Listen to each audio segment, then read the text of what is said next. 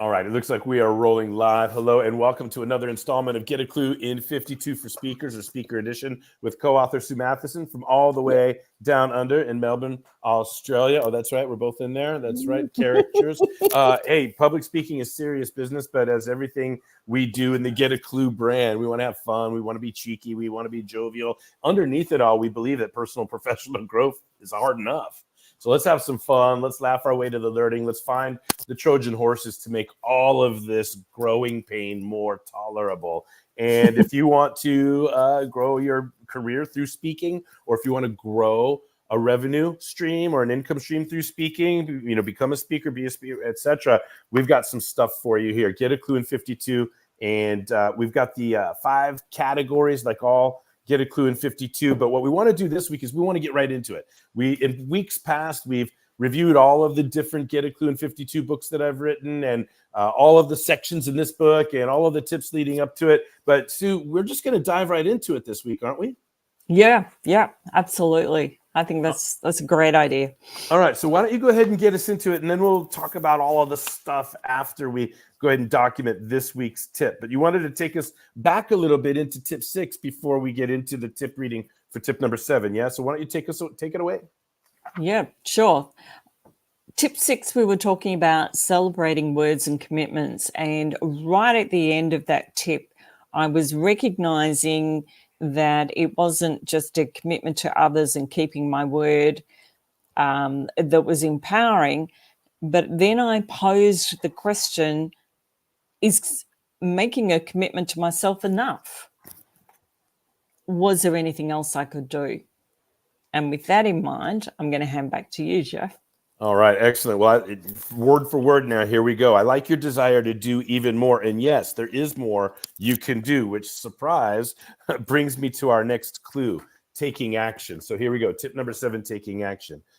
The first thing I'd like you to do is get back to your SMART goals and make sure you have stayed within the threshold of belief. I got a hashtag on that, by the way, threshold of belief, that we screen for in the first A. Achievable. Make sure you really believe you can achieve the goals you have set, because we always behave consistently with our beliefs. Remember that quote, whether we believe we can quote, whether we believe we can or not, we are right. Therefore, we can see that commitment to ourselves is not enough. We must also believe in the goal we are pursuing, because our actions will always represent our beliefs. The reason the saying concludes, ... we are right, is because of the unspoken part that I hope to illuminate here. If we do not believe we can achieve something, we will choose behaviors that represent that belief. And if we do believe we can achieve something, we will choose behaviors that represent that belief. Ultimately, to be proven right by our results, sure, but prior to that, by our actions. I'm going to read that again. Ultimately, to be proven right by our results, but sure, but prior to that, our actions.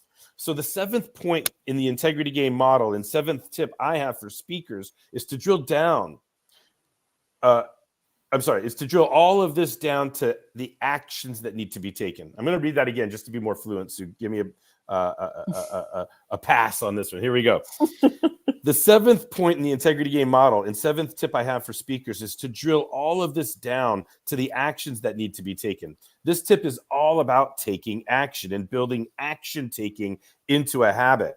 I briefly mentioned the terms next observable action and appointment with self. Well, as transformational as the first 4 tips are, now we are in the middle of transactional aspects of the integrity game. And by the way, that should be, the first 4. By the way, we're on tip 7, but the first 4 are transformational. After we get into tip 5, 6, now we're in 7. The rubber's starting to hit the road. Anyway, so that is, I wanted it as 4. We're on 7. I did quick math in my head there, Sue, but it's accurate. It's written accurately. So I'll say it again. Earlier, I briefly mentioned the terms next observable action and appointment with self. Well, as transformational as the first 4 tips are, now we are in the middle of the transactional aspects of the integrity game. This is all about the B of Be Your Word. When providing accountability coaching for my clients, the SMART goal breaks down into the strategies, tactics, and resources needed, which further break down into identifying next observable actions that need to be taken. Because then we can ask questions like, how long will that take? What is the best day of the week to do that? What is the best time of the day to start working on that? Do you have everything you need in place to do a great job on that? Ultimately, we ask, what is the appointment with yourself that you will be setting to take action on that? There is so much more I could say about the transactional, granular, hardcore accountability coaching we train our coaches to provide. For now, what is important is that speakers develop a mindset and track record of taking action. Going back to retrofit the SMART goals and then breaking it all down as we've discussed, all the way down to identifying the next observable actions and appointments with ourselves we must set to advance towards our goals. Commitment is not enough. We must also take action. There you have it. Tip number 7. Tip number 7. Yeah, let's just make sure I'm peeling my pages apart here. Yeah, there we go. Yeah, tip number 7 is in the books. Tip number 7 is taking action. And now we've got all this time. It's 6 minutes and we've gotten it out of the way, right? Normally I'll do 10 minutes of intro, but we could even read the tip again or go back and read different aspects of it. But what I want to start off, Sue, is kind of what you talked about before we press go on the stream is talk, like taking action, building the mindset and track record of, and isn't our Friday appointments, just our appointments every week with ourselves, an example of that? What say you, or anything else you have to comment on? Exactly. And it, like I was saying to you earlier, as you say, before we went live, was noticing that it's building that muscle by taking consistent action, but it's aligned. And I think this is what's really important about this tip in the light of the previous tips is you're not taking action for the sake of it. You're taking action that's aligned to your goals and where you want to get to. So it's intentional and there's a reason behind it. And that's what I'm noticing with showing up every week, that there's a level of comfort that comes with that. There's a familiarity. There's so much that comes out of that. And what I love about it is that it makes action fun. Mm-hmm. There's an element of that because it's like, what can I do differently today? Or what can I maybe try? What can I test? Because you're operating within a framework, and we can talk more about that soon in terms of the tips and how they fit together. But you've got that sense of freedom that, I know what my boundaries are, but within those boundaries, I can try this or that and make a note of what works and what feels comfortable and what do I see results from. And it's that they're just some of the things that come to mind. Yeah, and to just to piece it together or bring it into context, the question is making, because the last tip, and let me just use the banners for my aid here. But again, the last tip number 6, was calibrating words and commitments. And so at the end of this tip, you ask, is making commitment to myself enough? And very simply, no. The commitment to ourselves isn't enough. What we also need is we need belief that the goal is achievable, and we need the mindset and track record of taking action, right? Whether you're a speaker or anything else. And we always make the comment that the first 10 tips of our book, Get a Klu in 52 for Speakers, actually the first 10 tips, the first 20 tips, as we'll preview. We'll preview the next section as well. First 20 tips are for speakers and non-speakers alike, right? So don't let the packaging fool you. You don't have to be a speaker to get this book and to get value from it. $13.95 on Amazon. Anyway, shameless plug. So just having fun with that. Yeah. So action taking, the mindset, the muscle memory. Now, the other thing that comes through, and I'm going to ask you about this as well, Sue, and I love how we talked about just the rhythm of being here every Friday. It's just the micro actions, but you got to schedule it, update the calendar, create the banner for it, do the post, make sure, right? Update the links to make sure people have access, etc. But micro actions to get here, but it's still indicative of this muscle memory that we want to build. Now, the other thing that shows up in this tip when we're talking about taking action is accountability coaching. And without going too far off into a tangent, I just want to make sure that anybody out there understanding that what's really valuable about this tip. We understand that commitment to self isn't enough. We also need belief in the goal. Commitment to self, belief in the goal.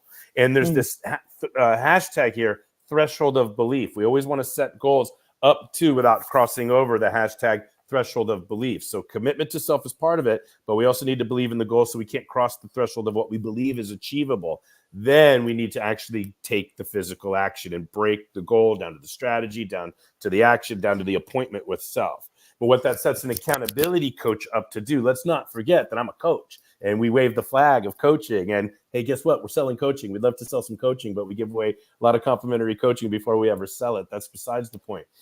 One of the things that people can expect when they get into coaching with us is accountability. And that's why we love the integrity game, because if we can get people to answer these 10 integrity game questions, now we know what to hold you accountable for. So we never tell you what to do, and we're never judging, and we're never in it for punishment or judgment or any of that stuff. We just want to make sure you do what you want to do. So we got to help you answer the questions first, understand what those answers are, and then hold you accountable. So we get these questions like, all right, what's the next observable action? Okay, how long will that take? When's the best day of the week to work on that? When's the best time of the day to work on that? Do you have everything that you need in order to get that done? And these are questions on a granular level that most people don't ask themselves when they say, I want to be a speaker. They don't break it all the way down to the granular level accountabilities.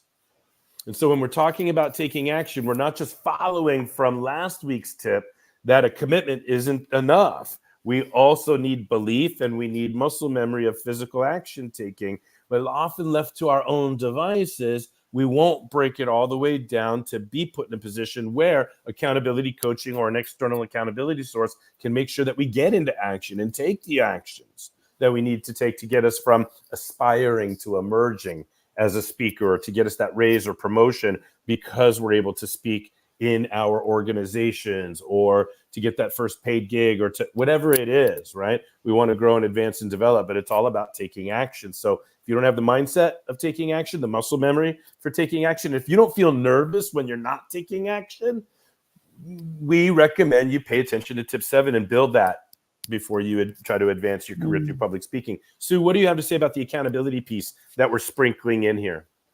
Yeah, before I comment on that, I noticed that there's people sort of watching. So, Jeff, I wonder if you can just pop up the link and to hop into the come in and join us in the studio. Yeah. Thank you. Let me do that. That's a good idea. Please feel free to come and join us and be part of the conversation. How about that? How about tinyurl.com/cluetip07? It's actually Get a Clue tip 07. Oh, is it? Okay. Yep. Thank you. Sorry. Okay, good. Oops. Now save and show. There we go. All right. So if you want to come on in and join us, you don't have to hide out. Get a clue tip 7 is what we're on. Tip number 7. Overall, tip number 7 in this section. Now, while you're commenting, Sue, I was going to ask you about the accountability piece, but you actually did something more important if anybody wants to join us live for the conversation. But just to say, hey, we're in section 1 of the book. We're in tip number 7 of section 1.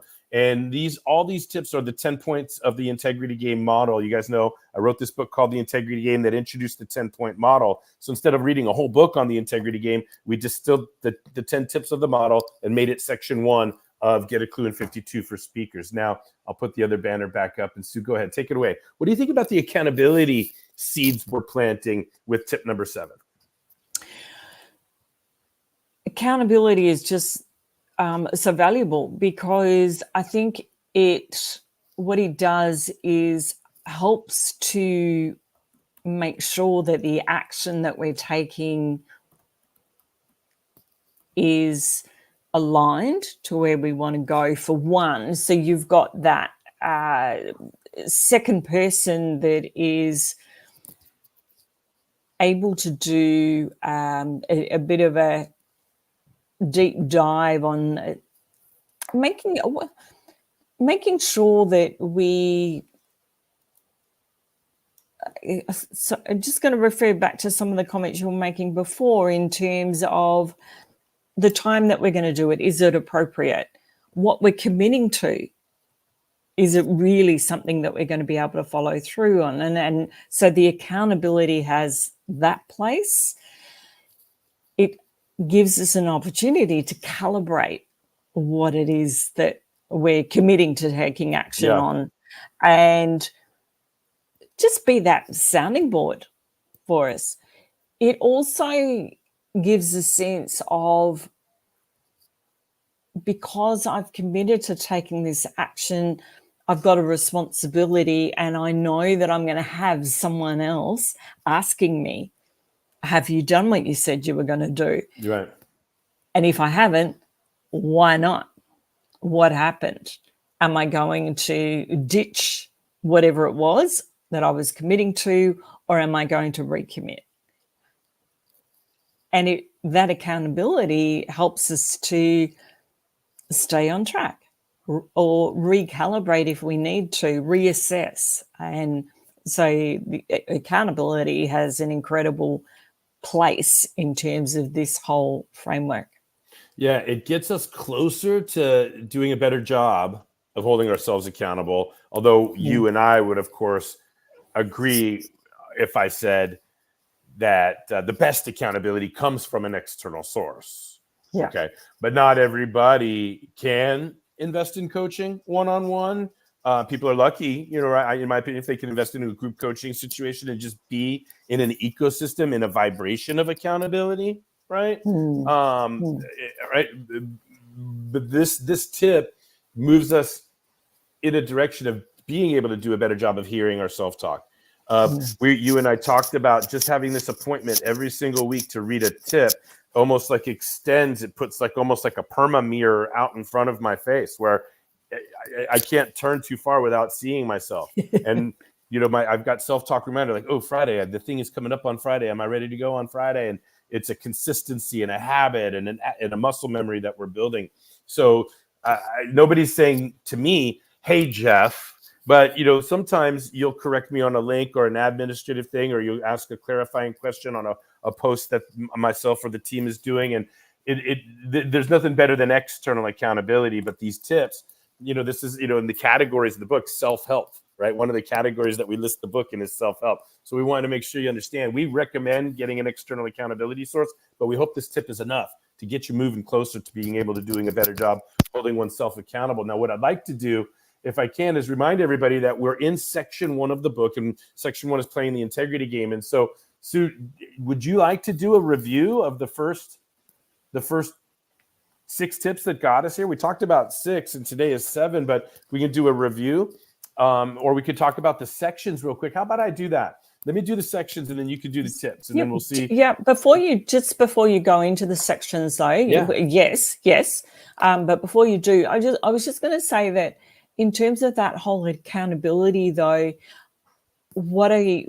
to remind people and to say, it's not about having accountability relationship where it's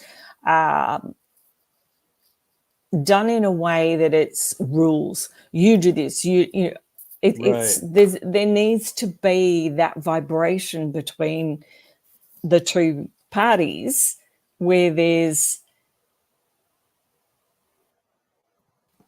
definitely an environment where it's there's a love. I don't think there's any other way to put it. There's a sense of, I want the best for you, and that's why I want to hold you accountable.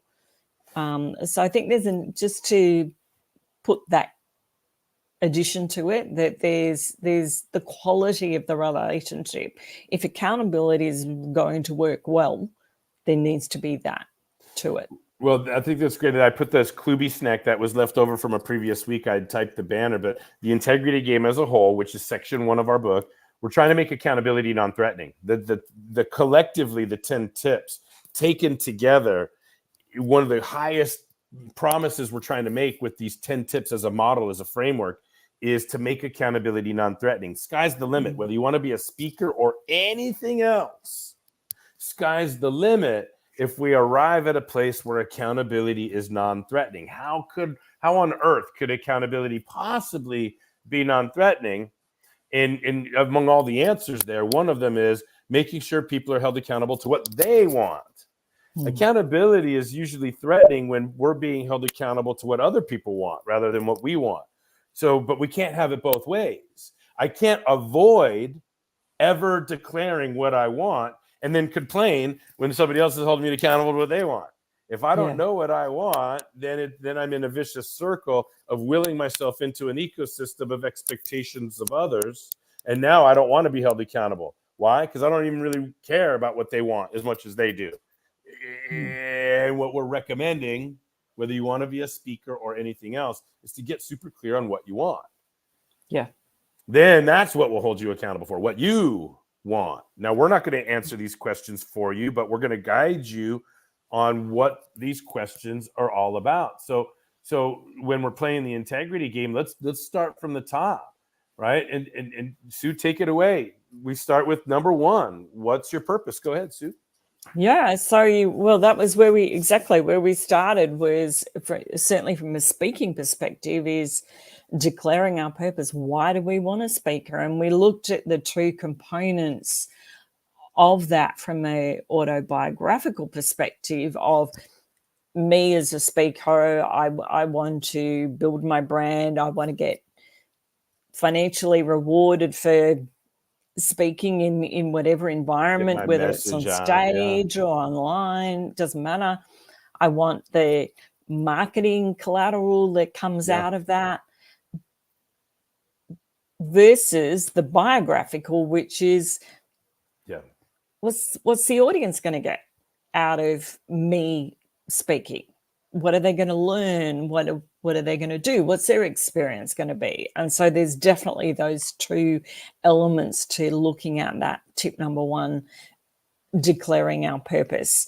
It's a frame, right? When it's a big question, what's your purpose? Like, whoa, I don't get asked that very often. Help me out. No, all right, well, how about autobiographical purpose? Why do you want to be a speaker for you? And now biographical, what's in it for them? And let's go ahead and play the integrity game, and let's integrate. Let's bring those 2 purposes into balance as part of a solid foundation. Awesome.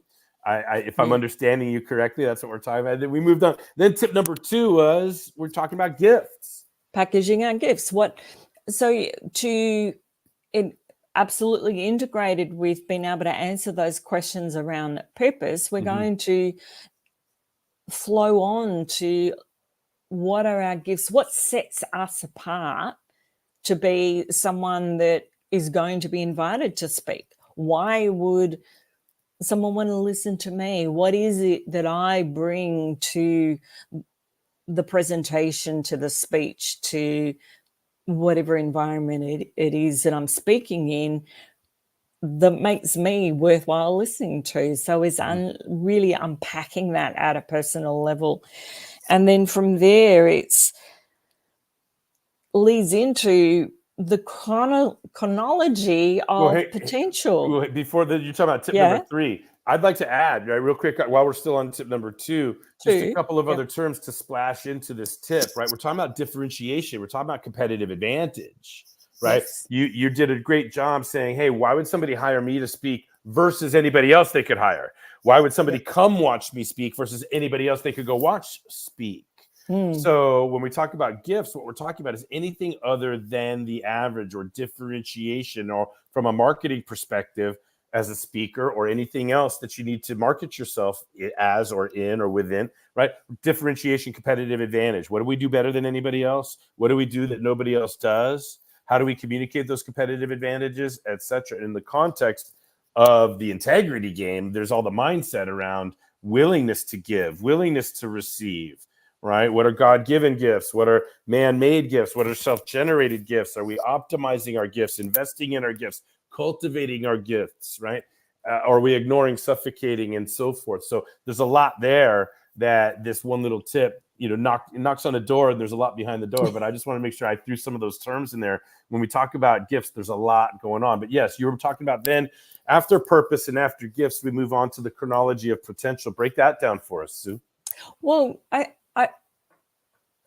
really believe that this is a natural progression, because when we start to answer those questions of purpose and gifts and that differentiation, that competitive advantage, it's almost potential flows out of that. Yeah. And then as we... It's like hard not to now. Well, it's hard not to. Exactly. Yeah. It's hard not to, because then when you step back a little bit from that and go, okay, what is my potential? And we break it down into the 3 elements of vision, mission, and objectives, where vision is, okay, how far out can I see with those purpose and gifts in mind? Wow, what's the furthest I can see myself? And then a mission is, what is the evidence that shows I'm on the way to actually achieving that vision? And we pull that back from a time perspective to annual objectives. Yeah, because the mission's still quite a ways away, but it's closer than farthest out, right? But I just want to add to that, it's an accomplishment, an arrival, a destination, an achievement, right? Where vision is a description, yes, but mission is an achievement.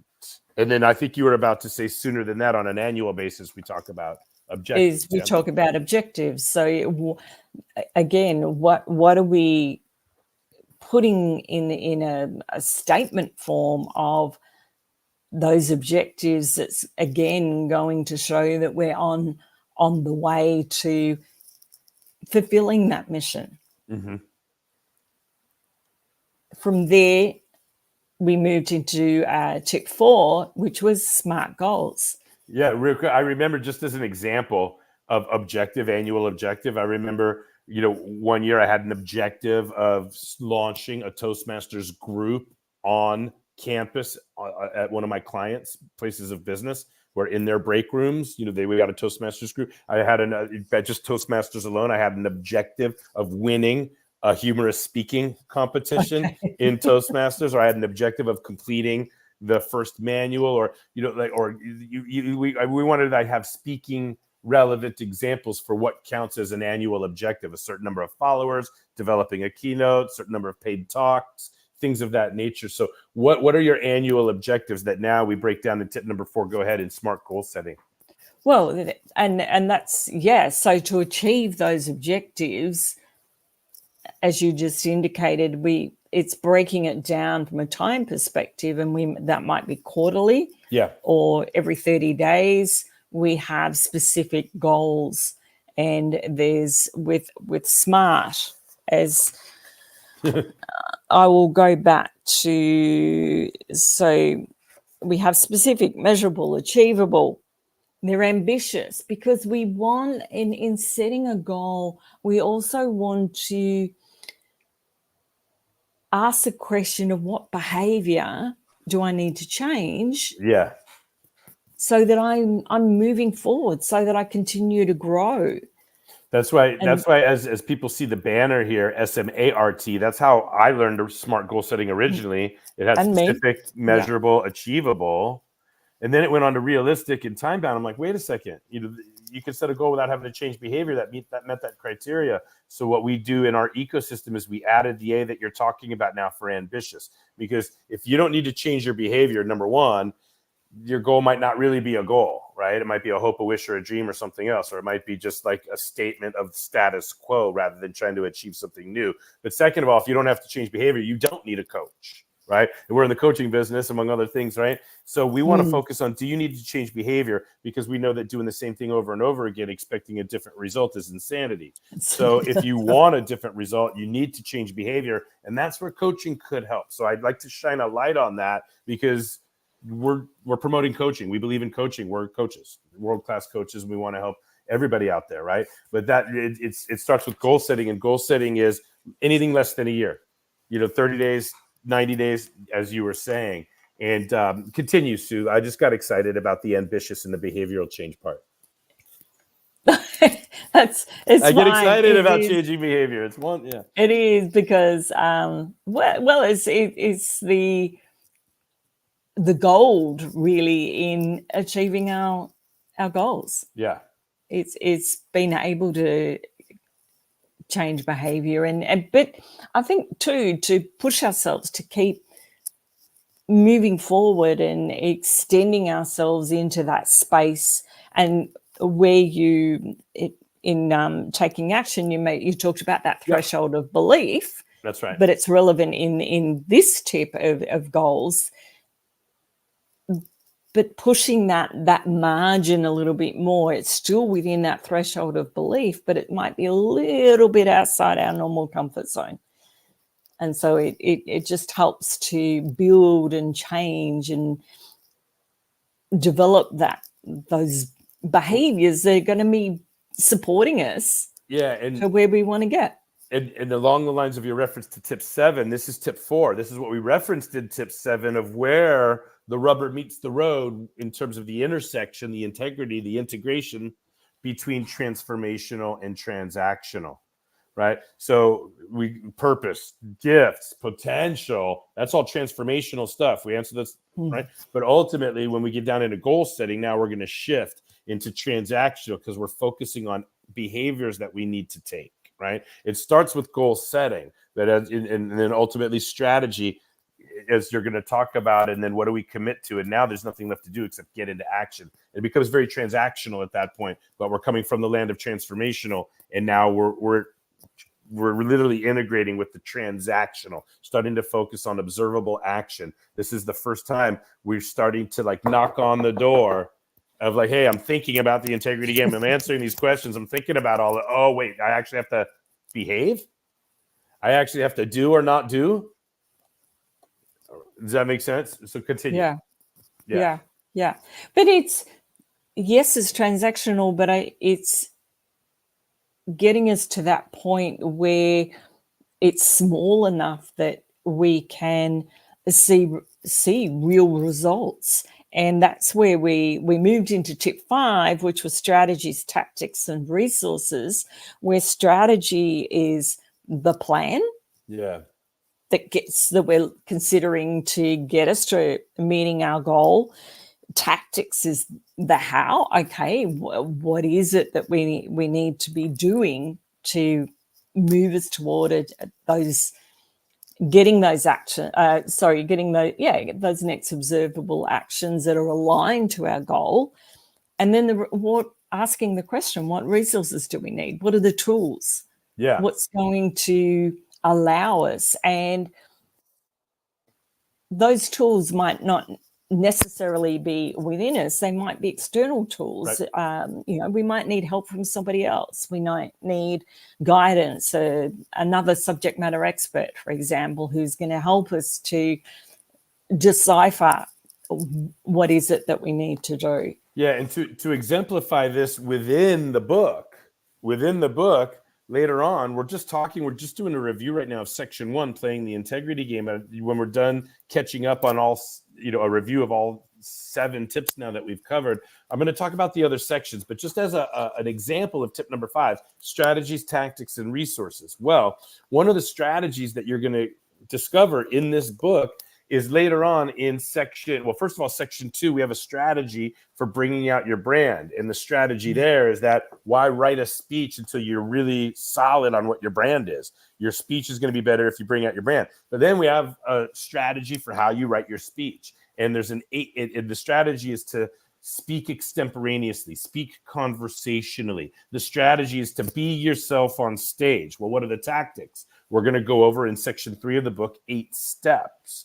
So there's 8 observable actions that you take to execute the strategy. And then what are some resources? Well, the book, these tips, a template, samples, examples, audios, on and on. So we have strategies, tactics, and resources. This entire book is strategies, tactics, and resources, but we wanted to exemplify that and get it, not just let it sit in the conceptual, but make sure that you guys all see out there that we're delivering right here exactly what we're writing about. We're offering. We're walking the walk as we hope, right? Continue, Sue. Yeah. And well, to do all of that, then we moved into tip 6, which was talking about calibrating our words and commitments. So what are we doing? What are we not doing? And as we've already talked about, that really lands in that whole space of accountability. Yeah. And where I asked the question, is commitment to myself enough? And we've answered that this morning as we were reading tip number 7, that no, commitment to myself is not enough. It's tricky. It sounds good. Like I've made a commitment to myself. And sometimes people are like, oh, okay. But we're here to like kind of like Trojan horse the truth, right? It's not enough. Yeah. It's not enough. Because people let themselves down all the time. All the time. People let themselves down easy. all Well, the it's so time. easy to come up with an excuse. This happened or that happened. This, this was more important. And yeah, so that was then where we talked this morning about taking action. And at that point, I would like to firstly give a shout out to Lisa Reed, who did the foreword for our book. Yeah, let me see if I should have a banner for Lisa. Hang on a second. Lisa, where are you? There she is. All right, Lisa Reed. All right. Yeah, Lisa.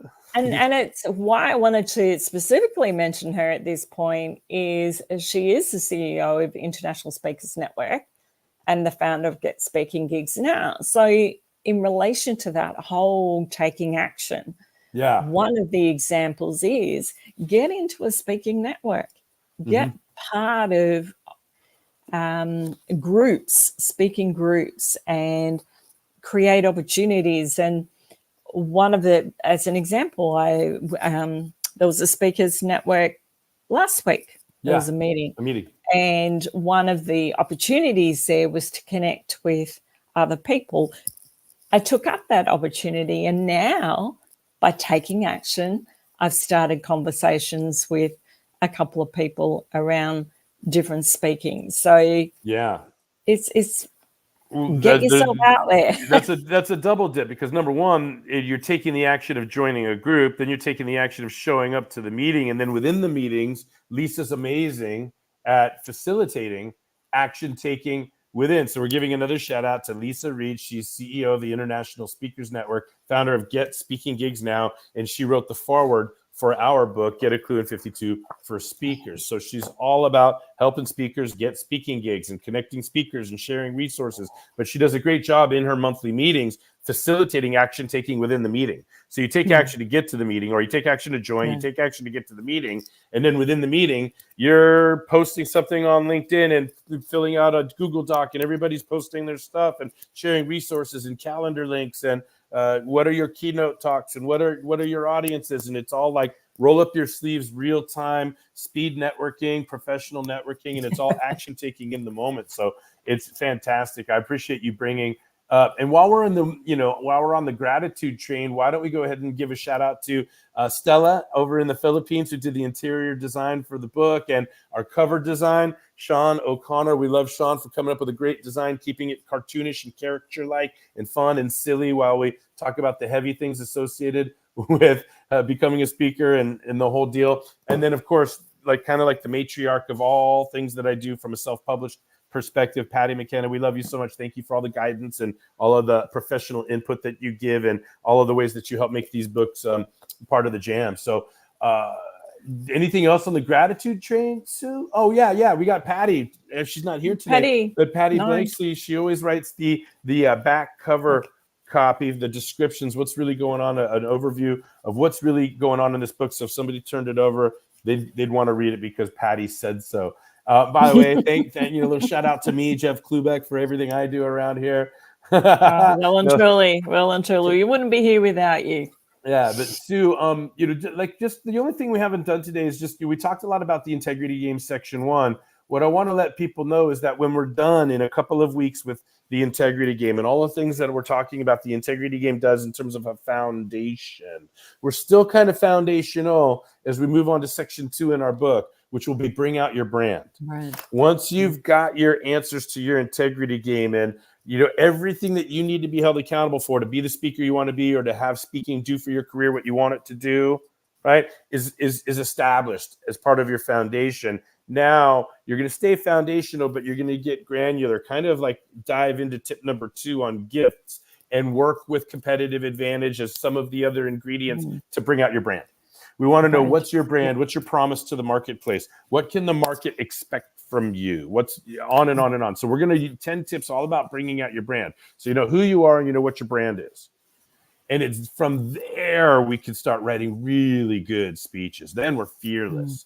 The reason that people don't write speeches or take speaking opportunities or say yes to speaking opportunities or use speaking because they really don't know themselves well enough or they don't know their brand well enough. If you know who you are and you know what your promise is to the marketplace, you will run through brick walls to shout it from the rooftops, right? And we want that fearlessness established. And it's within that fearlessness that we cover 8 steps to speech writing, 8 steps to preparing to speak conversationally, 8 steps to preparing to be yourself on stage, right? Through a preparation process that we teach. Now, within those 8 steps, one of them so important, we break it down even further. And now we're in public speaking specific tips, right? I can't make it up. I want the whole world to watch, but section 4 is really for speakers. Okay. Yeah. It may be writers too. You can organize your thoughts this way, but no, we're talking about the elements, the forms, the functions of step number 5 in the 8-step process. And then we come back out to a set of tips that really is for any solopreneur, micro business owner, life service professional, anybody that kind of runs your own desk a little bit. We're going to cover the 12 accountabilities of building an income earning skill into a practice, maybe even tease you with what it would take to take it into a business. But I'd personally be happy if you just monetized it into a practice, a thriving practice, a thriving career.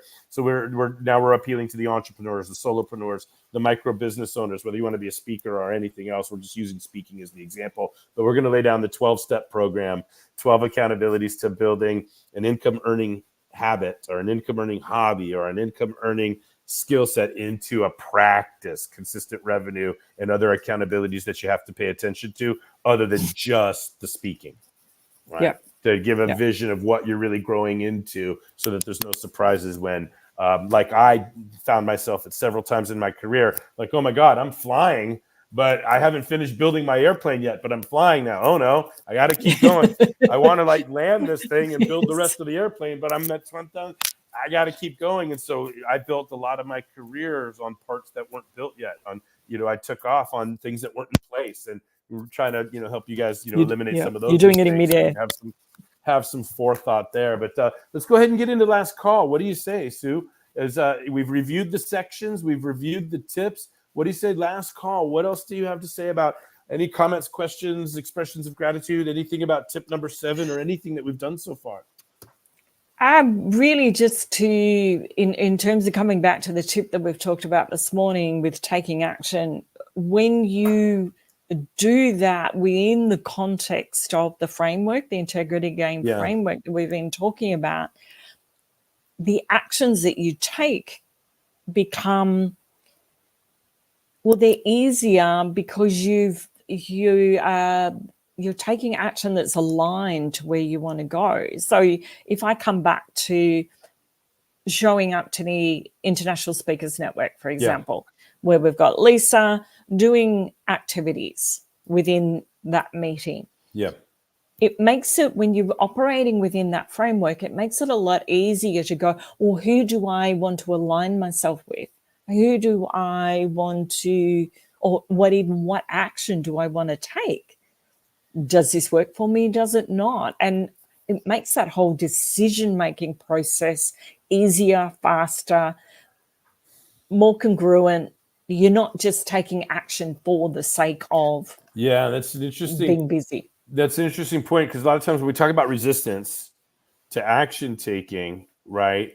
It's because of a fear of the unknown, or maybe we're not sure, or we don't believe in ourselves, right? But the other way around, like the ease. It's not just the ease of taking action now, because we can see so much more clearly how that action integrates and aligns with all of our answers. Yep. All of our answers to these questions that we're asking. But you want to know what's cool? It makes saying no a lot easier too. Exactly. You know, And you don't feel bad about it. We used to be people pleasers. We used to be enablers. We used to be blown around like a feather in the wind, or pawns in somebody else's game. And now all of a sudden, you know what? Thank you, not right now. Or you know what? The earliest I'd be able to get to that would be July. Or you know what? Thank you so much for thinking of me. I would love to embrace that opportunity, but because of what I'm currently committed to, I have to offer the most polite no I possibly can. Is that acceptable? Will you continue to consider me with these opportunities? But this one I have to, right? I'm embellishing a little bit right here on like how much fun it is to say no to people after saying yes to everything that was their agenda rather than mine. I was a brick in their wall rather than putting solid concrete foundation on my buildings, right? So there's this ease now, not just of taking the action that we might have resisted previously, but the ease of saying no, where we might have too easily said yes. Exactly. And that there's such a freedom that comes with that. Tell us more, Sue. I thought there was a couple of personal stories underneath that nonverbal expression. Well, it does. It feels good. But it feels good to be able to say no for a specific reason, because you're saying no to protect your own credibility, your own direction that you're going in. Yeah. So you're saying no in a way that is still very respectful of what's been offered. Very simply, it's not like, no, I don't like you, or no, that's stupid, or no, that's not important, or no, why would anybody want to do that, or no, I don't believe in myself, or no, I'm not capable, or no, there's no reason you should be asking. It's none of those reasons. It's just the very simple, like, no, that doesn't integrate. Yeah. That doesn't integrate with any of these questions that I've answered. And it's not my purpose. It's not my gifts. It's not my potential. It's not my goals. Thank you. Anyway, we can keep going. That's wonderful, Sue. Thank you for that. Obviously, I'm a big fan of this integrity game thing. It's still in its infancy, but I love putting it out in the world and seeing how fluent people can become.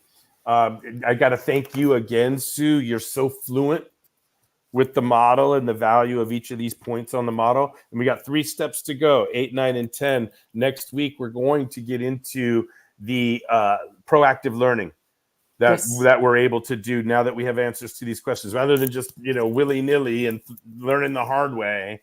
Now we can be proactive and know exactly what we want to learn based on the answers to our questions. Then 2 weeks from now, we'll get into accomplishments, smelling our own roses, and always having a resume updated, always being current on what our track record of accomplishment is. That's so important for so many reasons. Chief among them is so that we have awareness of what we have to give to others. We can't be so caught up in our own ambitions that we fail to see in any given moment how much we have to give to others. And we want to declare who are our ideal recipients for our abundance and our accomplishments. When our cup spilleth over, we want to be very clear about who we're serving with the overflow. So that's a preview of what we're headed towards. And anything else for today before we dismiss and wrap up?